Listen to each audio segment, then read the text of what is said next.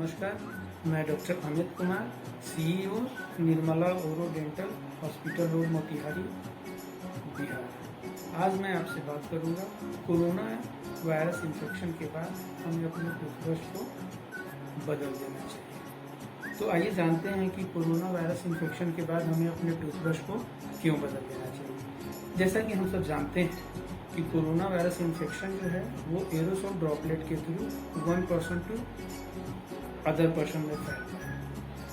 तो हम जब ब्रश करते हैं, टूथब्रश करते हैं, तो ब्रश में, हमारे टूथब्रश में एरोसोल ड्रॉपलेट जो है वो हमारे टूथब्रश में लग जाते हैं। और हम करते क्या है कि ब्रश करने के बाद अगर हम कोविड पेशेंट हैं तो उसको सेम कंटेनर में रखते हैं टूथब्रश को, जहाँ पे हमारे फैमिली मेंबर भी अपने टूथब्रश को रखते हैं। तो ऐसे कंडीशन में होता क्या है कि आपके जो टूथब्रश में जो एरोसोल ड्रॉपलेट्स लगे हुए हैं कोविड के, वो फिर आपके फैमिली मेंबर्स में भी लगने के चांसेस, ड्रॉपलेट्स स्प्रेड होने के चांसेस बढ़ जाते हैं। इसलिए हमें सेम कंटेनर में नहीं रखना चाहिए। हमें अपने टूथब्रश को अलग रखना चाहिए, सबसे सेपरेटली बिल्कुल अलग रखना चाहिए।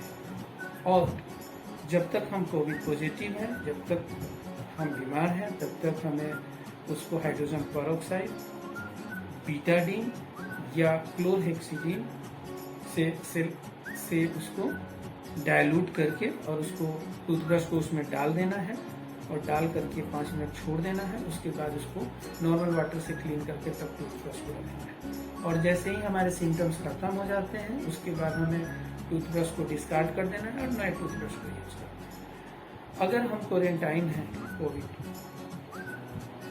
वैसे केसेस में अगर जिसमें हमें सिम्टम्स तो हैं लेकिन आरटीपीसीआर रिपोर्ट ये सब नॉर्मल आ रहा है, निगेटिव है, तो हम सोचते हैं अरे भैया हम तो निगेटिव हैं तो फिर हम क्यों नहीं रख सकते। नहीं, फिर भी अपने टूथब्रश को आपको सेपरेटली रखना है। क्योंकि अगर आपके लक्षण हैं तो हो सकता है कि आप कोविड पॉजिटिव हैं।